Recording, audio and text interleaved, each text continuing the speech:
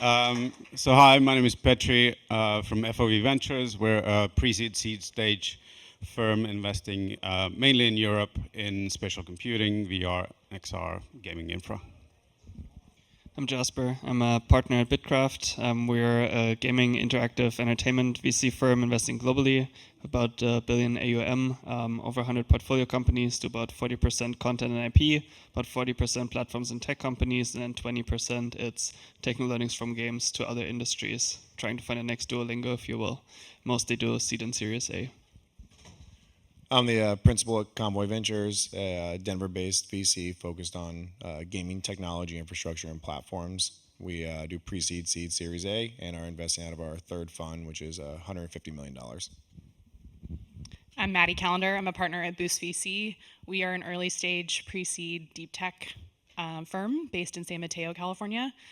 We've been investing in VR since 2015 and have about 60 portfolio companies in the VR AR sector with about 400 that we've invested in total. The other categories being robotics, aerospace, AI, climate, biotech, and AI ML. Excellent, thank you. You guys give them a big hand for being here today. And would you guys like to go ahead and open the floor for questions? Okay, who has a question first? Who's going to be first? All right, so when you have a question, we'll bring you the mic, and just make sure you speak into the mic so they can hear it, and they'll be recording their response for everyone, because this will be on YouTube in about a week. Hi, my name is Nelson, and I'm from Vosmo, which is a VR content creators kind of agent. So, can you see me? Yeah, I'm here. So my question is, so we create a lot of high fidelity VR music video, short films, or promotional video marketing stuff. And the problem is because VR is still such a small industry compared to like mobile or other mainstream. Sometimes it's hard to convince an investor about the profitabilities because of the size of the market. And no matter how we try to convince them, because me and my team, we have strong convictions about the future of VRs, but not every investor share the same visions. So under that circumstances, how do you tackle or how do you approach them to make them believe what you believe in? I think a good way to start here is to try to relate this to any market outside of VR, because that's essentially you're trying to create a better ecosystem for whatever business you're building. And as I heard, you said it's music videos, concerts, that type of stuff to access in VR. I think the one big issue that market has seen is watching a music video in VR actually a better experience than watching it on YouTube. And I think when you start looking at this to get any confidence around the success of that business, I think you really have to lean into what spatial brings. And I think a lot of that is that true immersion that comes with that. And I know like Apple Vision Pro has, they've launched extremely powerful like spatial videos and spatial photos. And I think when you look at this, you don't want this to just be, this is just another video in VR. This is a spatial video that you get to experience as an end user that is going to create more long-term engagement. It's going to be, it may not be as accessible today, but it's going to encourage people to actually want to watch these things in that ecosystem instead of watching it on YouTube like we all have. And so it is a tough pitch because I think a lot of investors, outside of us they've been burned by VR. I think this has been a tough industry to get into. And so when you look at this, it's I think the easy answer is like, oh, you need that killer use case. But I think for you, it's like, what's that killer feature that's going to keep people wanting to watch more of these videos and also repeat watch these videos? Because that's another massive aspect of most music videos is people don't watch them once. They're really good. You watch them a dozen times. And what is going to keep people wanting to go back and put on that headset? What is that reason? And I think a lot of that is it's understanding what a spatial video is actually at its core, which is I'm part of that video. I'm experiencing that in a way that is related to me as the end user, not just a flat screen. Another component I'd say is kind of the awareness with marketers, brands, IP holders, right? You'll probably see that you need to do a lot of white glove services, and that often turns into a little bit of an agency nature, and a lot of VCs look for kind of the platform businesses. So thinking about how you really have a tech edge and enable something at scale that can also be plug and play for your partners is probably something that goes along well to the pitch. And maybe there's something where there's a web experience alongside it that can, broaden the appeal, or something on mobile, or some other really good standard experiences. But right now, you're putting yourself into the position that once more mass market adoption of these devices happens, that you are in prime position and you're kind of the market leader for what you want to do. I can add, when you're thinking about your pitch and when you're pitching, there's obviously a problem you're trying to solve, and VR is the way that you're thinking about solving it. So I challenge a lot of our founders that are using VR as a tool to actually remove VR from the deck and think about what is the problem you're solving and why is VR the right tool to be solving it today? Because in the past we solved it through mobile devices or YouTube or computer screen or an iPhone. And so if you take VR out of the pitch deck and kind of get to your point and be able to solve the, really make a strong point around what the problem is that you're solving for, and then the right tool, you can sort of you can basically leave VR out of it, and then you're like, well, how are you doing it? Well, VR is the right tool to use, or AR is the right tool, or this headset is the right way to do it. So I would also encourage you to try that as well. Maybe to close it out, just in general terms, it's good to understand kind of the maths behind VCs. So in general, every VC will make an investment believing that that investment will return the whole fund. So it's very different when you're talking to a 20 million fund and then you're talking to a 1 billion fund. The outcomes are obviously different that they're looking for. So it's also a question of identifying the right investors for your use case. Thanks, guys. Those were great answers. Maddie, I really liked your answer about your comment about recommendation to take VR out of the picture. That's really an important point. All right, guys, listen, I have got us I have no idea what to call this, a stand. So I'm going to put the mic in here. Please walk up to the mic, speak in the microphone. And if you cannot get up to the mic for some reason, raise your hand, and I have a helper assigned to ask you guys to take it to you, okay? Okay, thanks. AV is going to have to come help with this in here. I'm sorry, guys. This is normally all set up, but we had a few complications with this morning. So if somebody can come put this mic in here, he's going to go ahead and ask his question.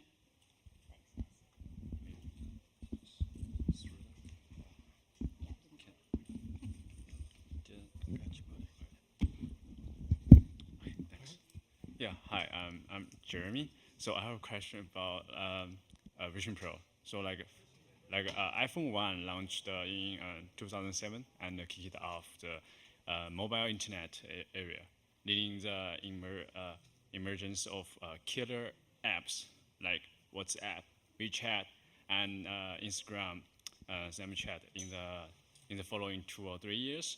And with the launch of Vision Pro this year, and starting the area of spatial computing internet. So our question, what kind of social applications do you think will become killer apps in the next couple of years? Yeah, thank you. Well, I would start and I would say, I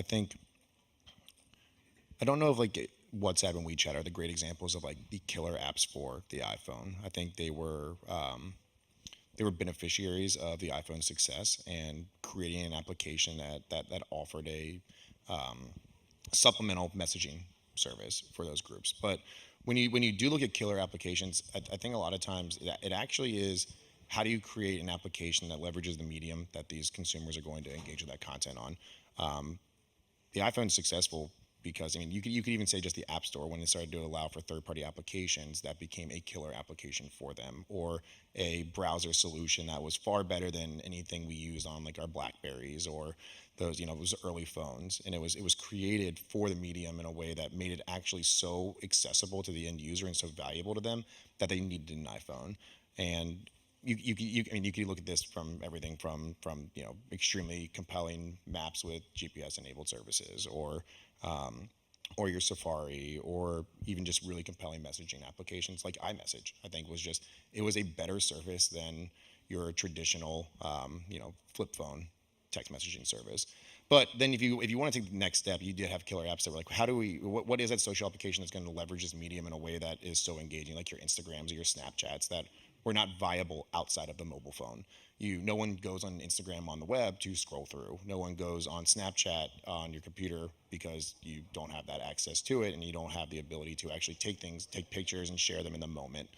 You could even go to the dating app side where we had already gotten so used to swiping through things that when we leveraged that feature within dating applications like your Tinders, it became so valuable to end users because it was so easy to use. It was so easy to get the value that you were looking for as quickly as possible. And so, when you think about creating that killer app, it's what are the killer features that the Apple Vision Pro is going to allow you to leverage? Everything from your gesture controls to your depth photography and your extremely compelling object permanence, and what can be built with those features where that application is not valuable outside of the Apple Vision Pro. And so I wish I knew the answer of what that killer app's going to be. I would happily start that company. That's usually not my strong suit. But I really think you need to go to these first principles of why do I want to use the Apple Vision Pro? What are those features that I'm leveraging, and then what applications can be built leveraging those features to where I don't want to use this application on my phone or on the computer. I need the Apple Vision Pro, or I need the Meta Quest to actually engage with those. Both me and my partner, we started on the investment side and on VR in 2015-ish. So we've seen iterations of headsets and different social applications and products. Earlier this year, we used the Apple Vision Pros to attend the Boost demo day. So myself in Helsinki, Dave in London, we had our scanned personas, and for a long time, that was the first time I really had a kind of holy shit moment when we actually stepped in and were side by side looking at the pitches from the great startups. So to Taylor's point, just leveraging what is the strength of that platform, and then also what you mentioned, you're not going on Instagram to just scroll through. A lot of pitches that we see is just taking, for example, on productivity side, building a place where you go and watch a Miro board on 2D. So you're not taking the full advantage of what that medium has and what you can build on that. So just building on those strengths that platform offers you. Sorry, not an answer to your question, but. Well, I love that you're wearing the headset, which is fabulous. But I would say the thing that I think is important is actually that you don't need to wear the headset all the time. You just need to wear it in the most important moment where it is the most valuable asset to whatever you're trying to accomplish. So I think the Apple Vision Pro can be an incredibly powerful tool. And if I'm using it once a week or once a day or once a month, and it's the best tool for me to use to accomplish that piece of work or a game that I want to enjoy, then that's a win in my opinion. I don't think it has to start today as an everyday, all day long use case.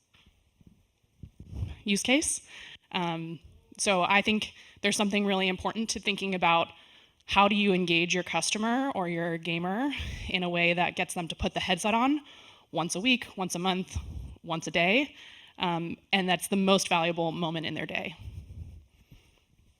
I mean, for the smartphone, the killer application is just access to the internet while you're on the go, right? That's what drives it. And I think the types of data capture you get from a potential AR device or XR device is something very unique, and you also require a kind of different networking infrastructure for it.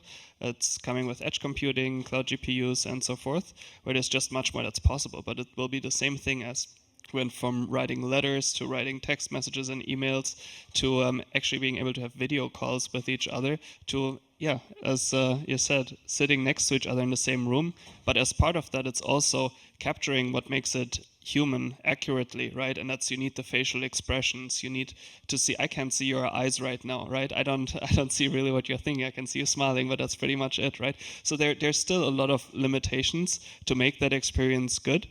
And it will take a while. But for now, I think killer applications for something that is broadly distributed across many devices, I think it's things like meditation or potential certain training elements in sports, in medical, and so forth. Those are things where the current experiences on other platforms that are available are just much worse. Watching a yoga video or meditation video on YouTube is not the same as when you're wearing that headset and you're diving in, right?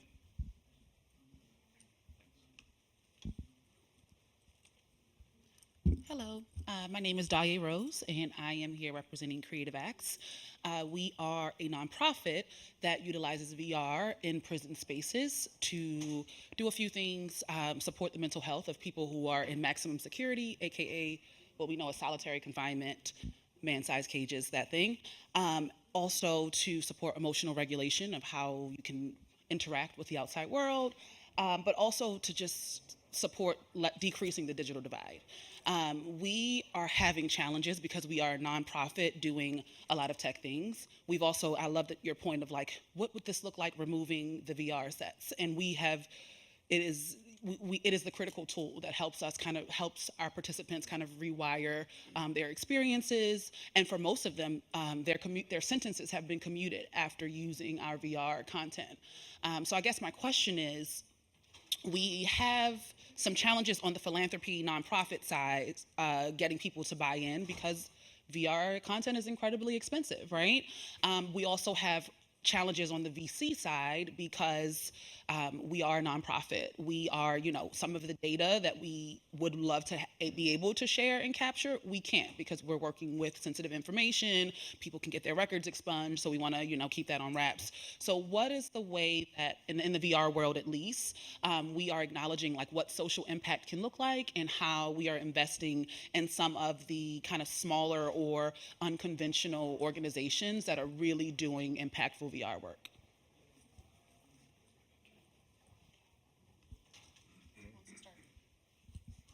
Okay, I can start. Also, dudes, you can also talk about this topic. I think this is an incredibly important conversation to have. First, just to address the VC point, it's really hard. We can't do anything with nonprofits. That's just a no-go off the get-go for us. So I just think that's a upfront challenge. I think if there is an opportunity to see it across, again, as a platform, it was talked about earlier, where there could be data or other pieces that could turn into an opportunity for additional education and other venues that make it into a larger business opportunity. I think there's something there that could be built. From the fundraising side, I do think the idea of removing VR as the tool for you could be a great way to kind of brainstorm and get in front of other nonprofits that are not necessarily caught up in the VR piece of it, to be able to get the door open, and then this is the best tool to do this. I think a lot of research is coming out of different universities and schools that's pointing to the psychological impact and social impact that VR can have, both on the emotional, physical, and recovery process, either with a hospital and or mental health issues. So there's a ton of opportunity there for people to get creative in how we can tackle some of these social challenges and opportunities. The one thing I would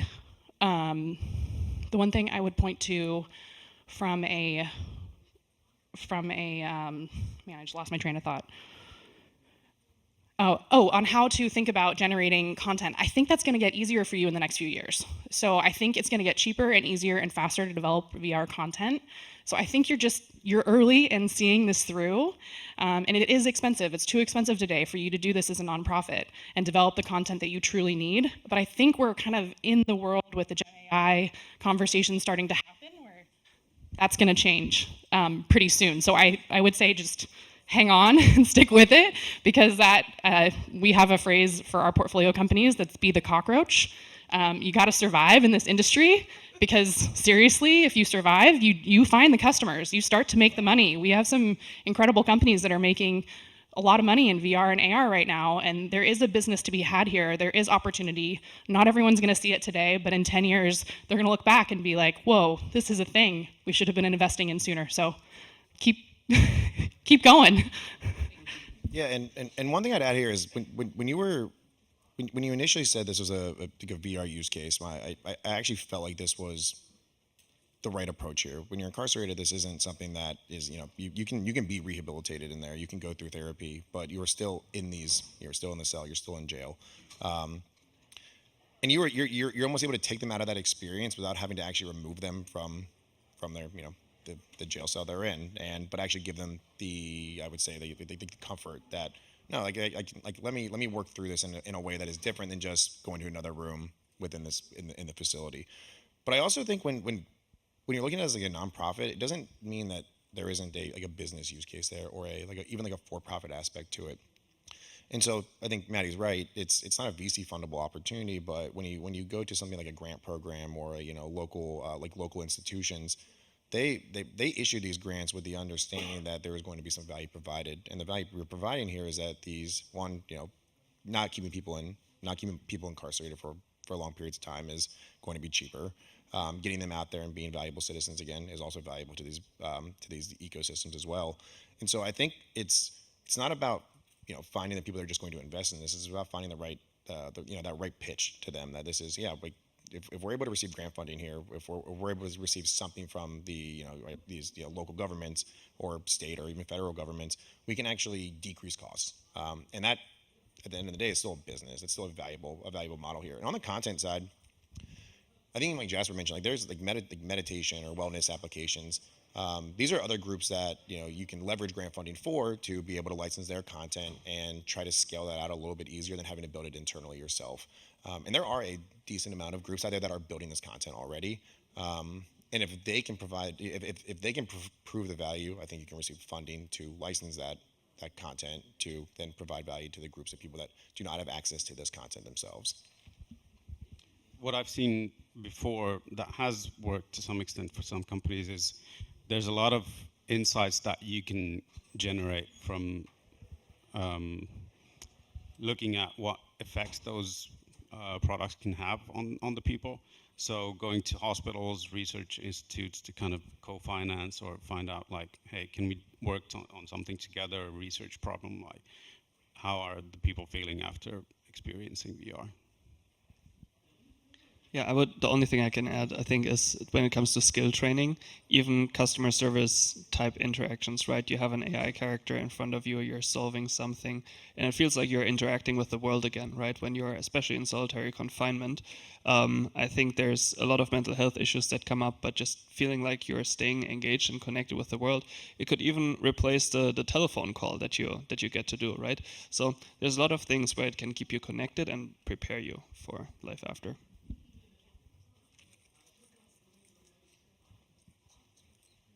Hello, hi. I'm short, so it's okay.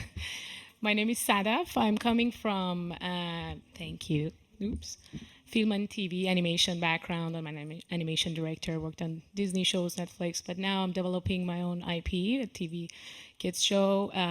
BBC Kids is interested, it's a starting point, but I'm also developing an interactive AR app based on that same IP, which is helping kids for emotional intelligence. My question is, I'm new to the tech side because I'm coming from film and TV. Is in terms of funding, how early in development stage do you guys have funds available or investment funding available in an app, interactive app based on an IP? And second question is, in the pitch, if I want to get ready for the pitch, is it better to send it in an email? If you can give some tips about the pitch, whether a live one, a quick elevator one, and also a deck, that would be very good and insightful. Thank you. I'll start. So we typically like to talk to developers as early as possible. And it doesn't mean that we talk with you once and that's it, but we like to kind of build up the relationships and meet the whole team and see what kind of insights the whole team has, the dynamics of the whole team. So we like to do it as early as possible, but our sweet spot is almost first check-in. So that's kind of the nature of our fund. And when it comes to outreach, we're available through email, LinkedIn, whatever medium you can find us on. We usually try to reply and look at everything. And I think you shouldn't underestimate the power of cold outreach as well. Like, yes, it's a people business, and having warm intros always helps. But from my personal experience, like I raised a chunk of my fund through cold outreach. So if you do it well, it can be very useful as well. Yeah, as VCs, we have a 10-year fund horizon, so it's much more of getting to know someone, and it's more of a marriage than speed dating, really. So a lot of entrepreneurs we invest in, we partner with, we know for a long time, but sometimes it also can happen within a matter of a few weeks. Especially, when you're talking to sector-focused funds like us, you don't have to do as much education around what the market is and so on, and there's much more prior knowledge. So it also depends who you're reaching out to. I think if you're starting out, thinking about how much money you really need, especially in this market environment, to get to the next step, whether that's profitability or launching a project and how that turns into something bigger, is also something that's interesting. There are also viable paths to go without raising venture money and finding strategic partners. So in your outreach, I'd say be specific, say something about the firm that you're reaching out to. There's a lot of outreaches, a lot of cold outreaches coming these days, a lot of great entrepreneurs hitting the market. And then just attach a very tight pitch deck that's ideally no longer than 10 pages and outline why you're the best team for that opportunity, how far along you are, show that you're resourceful, and what your next steps look like and why you want to partner with that firm. And it's okay that we don't have yet any profitability, profit, or it's not a startup yet. Yeah, it depends on the investment firm. We also sometimes invest in a team and a deck. All of the firms here start investing at pre-seed, I think. It depends who you're reaching out to. Yeah, and I think it is important that there's some businesses are not generally or are not VC backable at the earliest stages. Still, there are sometimes you still need to figure out specific aspects of that business that may even still be better for like an angel syndicate or just going to like friends and family type of rounds. But yeah, I think Jasper's right. I think all of us do pre-seed. I think all of us have invested in individuals instead of like sustainable businesses at that time.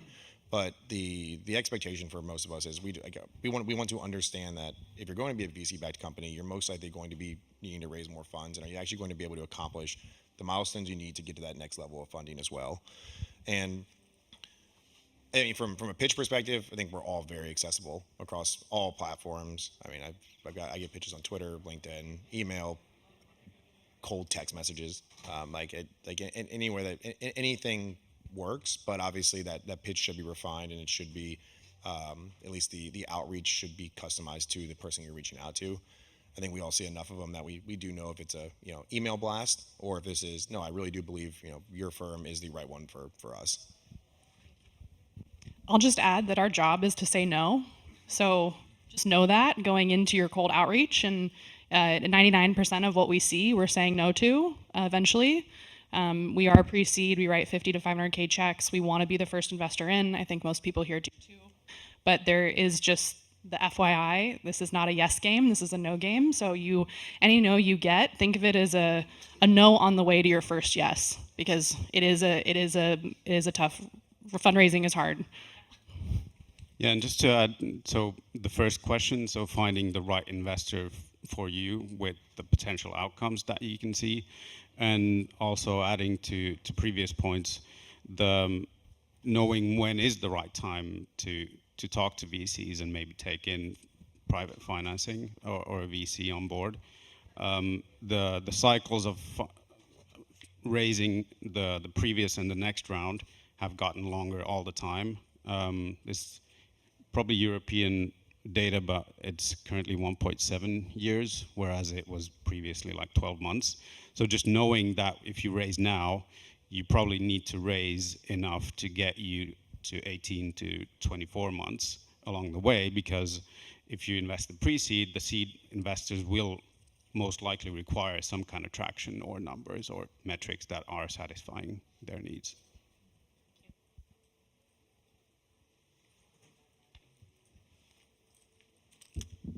Hi there, I'm Allison. I am one of the co-founders of Frame, which is a spatial computing social platform and creator tool.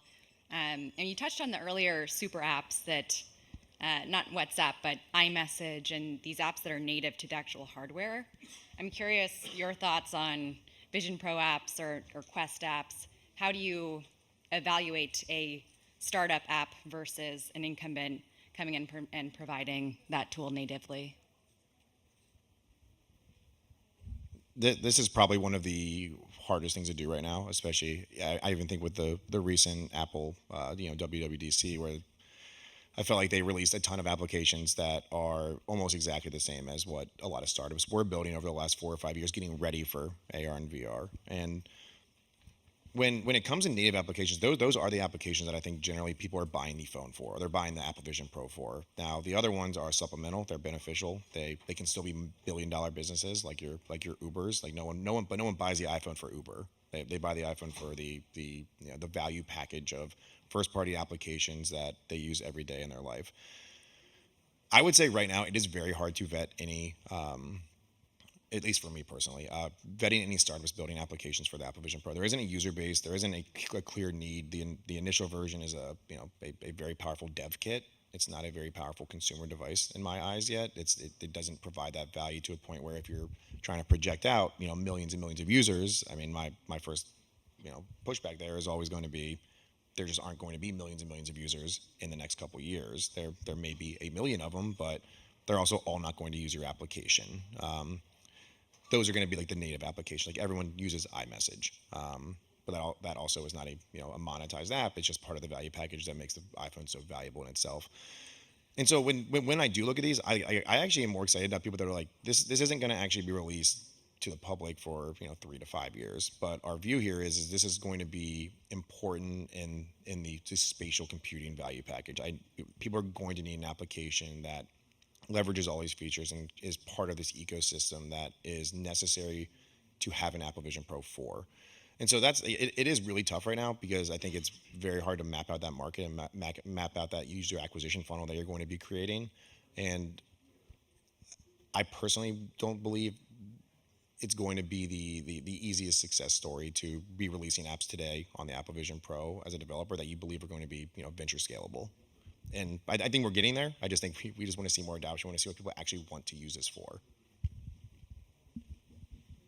I think right now it's an interesting time, especially as an indie developer, if you're developing something for core niche communities. Like there's an app that's called Pocket Rocket where you can observe rocket launches and stuff like that.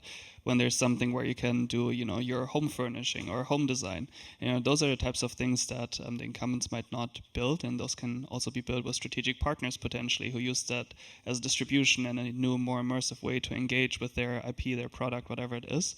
But I agree with Taylor. It's really hard to build a venture scalable app on the AVP today.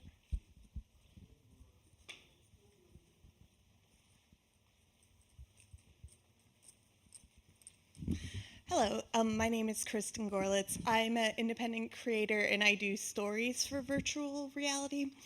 I was wondering if you can talk about how I can make investing in storytelling, that kind of content, more attractive to investors.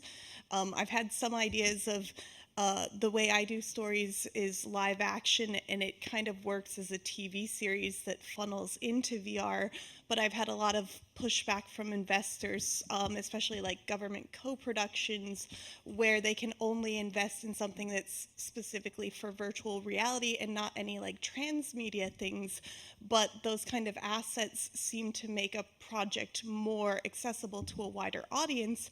So just if you have any tips about like storytelling and that kind of content and what makes it an attractive or more attractive story for investors.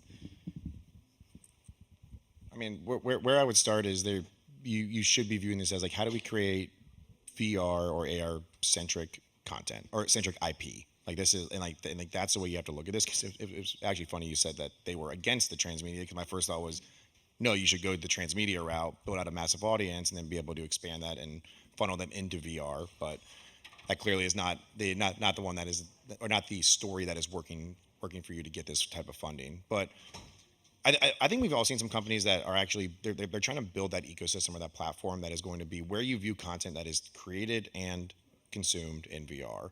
And I think what we're going to get in, hopefully like 3 to 5 years is these IPs that are they are you view them in VR, you view them in AR, and that is the content is built for that. It is not as good when you watch it on YouTube or when you watch it on Netflix, and like that would be the pitch from a business perspective. I don't know if this is going to really help on the pitching side, but from a business perspective, it's like you really just have to view this as why does this content need to be in VR? Why am I creating it for VR? And why do people want to watch it in VR? But from a business perspective, I would always lean back on you should be accessible everywhere. You want anybody to be able to watch your content on their mobile phone or on their computer or in the headset, and that is going to be a tougher pitch, obviously for people that are funding VR projects. But I think the conversation you need to be having with yourself and your team is why is this VR? Why is this important for this medium? And trying to build towards that to where you potentially have the Bluey for VR. In 2017, I helped UN Women in San Francisco do a VR film festival, and we put out a call for applications for VR film festivals. And so I think there is sort of an art side to it and a film festival side, where if you want to start exploring, storytelling and creative content, either using 360 video or VR experiences, there is a world out there where there are grants and applications and funding and a whole stockpile of people that are really excited and animated about the future of film and kind of storytelling. I think film and VR animation is going to get very blurry very quickly, and it's going to be really fun. But there is a world out there where there is that kind of other tier to it of funding that's coming more on the arts and storytelling side of like how can we tell narratives in a new way, or how can we bring people to different locations to experience places and people and cultures in a way that we haven't experienced before. And can do it in an immersive, embodied, and visceral way.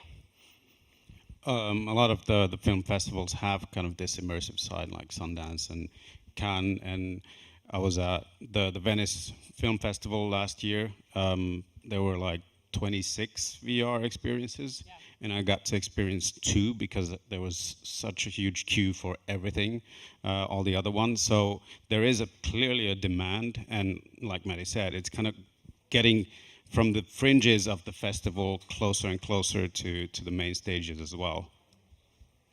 I think it's a very interesting space, and if you get to build a new IP and test, something that works on the VR device, and you take the funding, and then you have an RI positive project, you then go out and try to raise more capital for other platforms, either with the same IP or with other IPs, and maybe you have to adjust to where you have the funding available today. But yeah, totally agree with Taylor. Ideally, it's something that's cross-platform available. You should also think about, how interactive do you want it to be. Games like Heavy Rain or Bandersnatch on Netflix, ultimately, those are kind of the first more immersive storytelling pieces. And on mobile, we've seen a lot of storytelling games work really well. We start to see more things happening when it comes to multiplayer with AI-generated content and AI personalities that you're interacting with and so on. So I think it's a really exciting space where a lot of change is happening at the moment. Hi, I'm Rodolfo, CEO of Viral Games. Great panel, thank you. So one question is, we are gaming publisher, developer in VR, XR, that's our focus. But specifically for development of VR games, and again, it's a new area for me, but I've sold to AI companies, but for game developer, let's say we have an IP that we're building a game.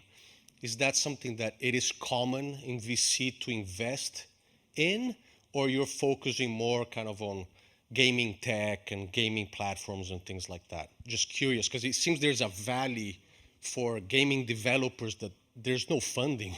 So I'm just trying to understand your thoughts on that.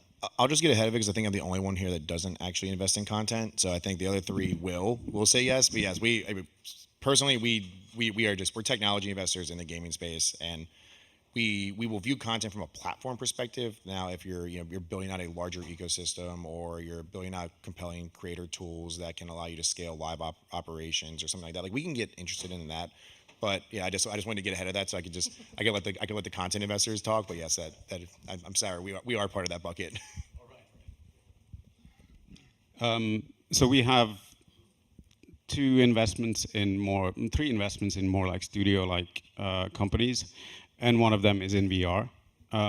So yes, we do content, but there has to be a catch why we get excited. So if it's non-VR, for example, it has to be some kind of very heavy UGC component, like you can create your own worlds where you're playing and getting your friends to join. But on the VR side, yes, there's, I was just talking earlier that I want to find in Europe somebody who is building an indie team, 4 to 5 developers building something inherently done for VR and inherently social. Obviously, Gorilla Tag is the benchmark, but you don't need to, like, Gorilla Tag is a great example. You don't need to do AAA stuff like Tivitat was saying in the panel earlier. If you're doing high quality stuff and bringing it from PC to VR, it's not going to work. What's worked is original IP, building social, great just games for having fun. Yeah, at the moment we're still very much in the Doodle Jump, Angry Bird period, and it's really leveraging the input device and what you can do with it, and what type of new gameplay that can develop. And if you make a name for yourself, and it might not be the biggest home run games today, but you position yourself and you build kind of the Rovio of the future for VR.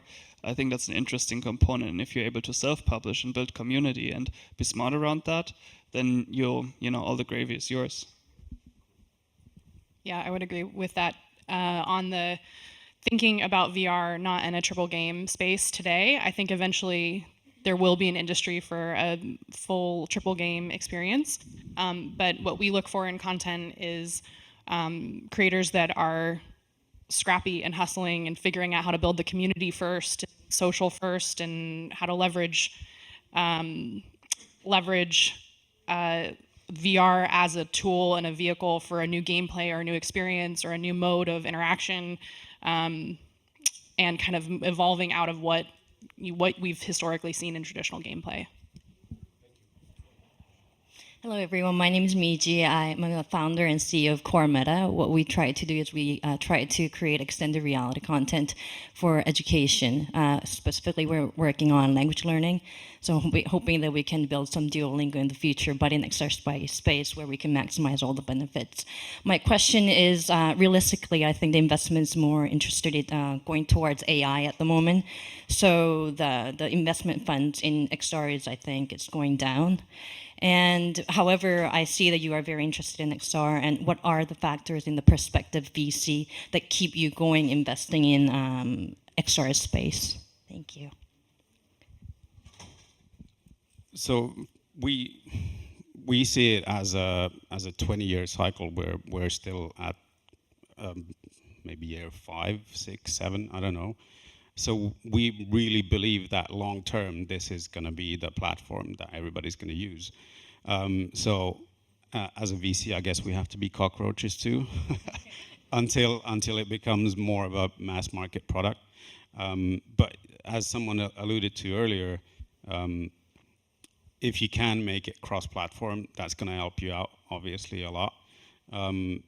So what we've invested in, for example, in language learning is more mobile, but what is kind of built on 3D avatars with a view of branching that out to XR, maybe a bit later on, but entering the other stages first. But somebody was asking about the native apps versus new app builders. Like investing in AI is probably even 10 times harder than evaluating XR, because if you look at OpenAI's demo day or Google I/O, you just kind of mentally go through the pitch decks that you've seen during that month and just saying, well, that got killed, that got killed. So that is the challenging intersection of XR and AI, like thinking about, is this long-term like defensible, what we're building? You're quickly also thinking about what does XR look like in the classroom setting? You know, there's now more and more iPads coming into the classrooms, or like nice whiteboards that are interactive and you can save and pull up again.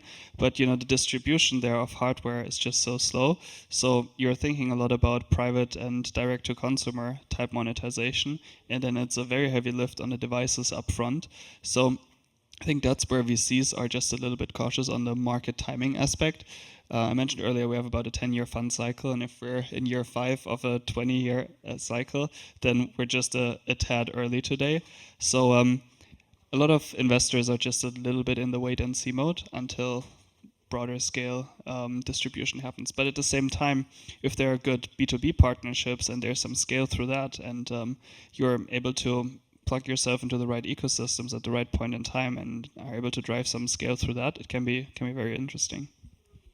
I would say a lot of VCs were also sort of burnt by early VR, and also have had some bad experiences in VR.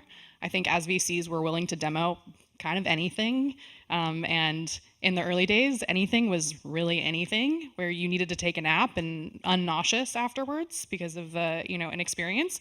And today that's not the case. Like, no one is building apps that are making people sick anymore. Like, we figured it out. The science is there, the developer tools are there, the ecosystem's there to support the developers in solving these problems.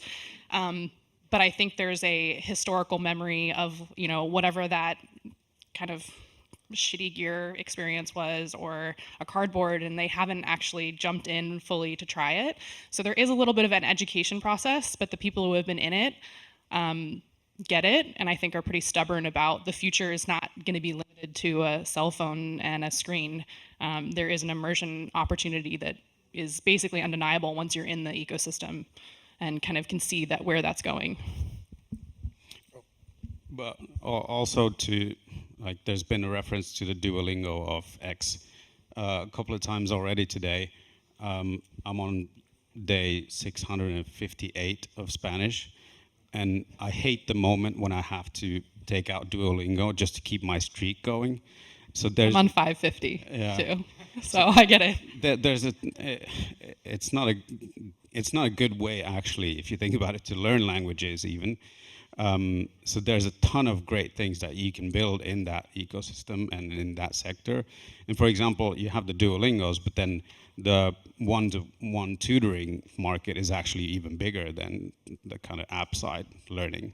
So leveraging avatars and kind of conversational LLMs, like, there's a huge opportunity there.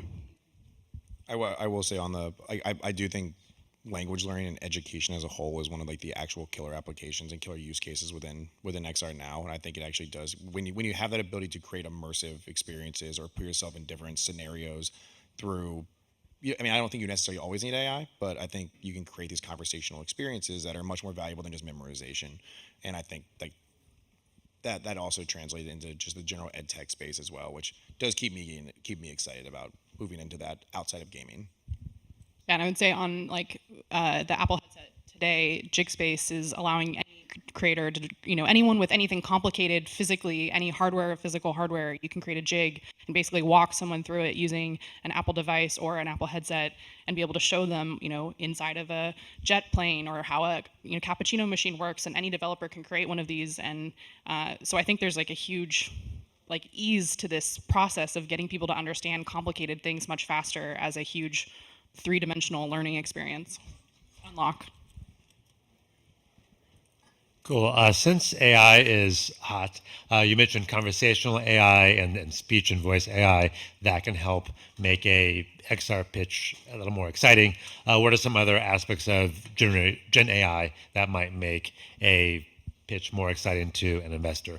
For example, image creation or dynamic backgrounds or other things for Gen AI? Where I usually struggle here is when AI is the whole pitch. I think AI should generally be an enablement technology or enabling technology to your business and allowing you to elevate that experience.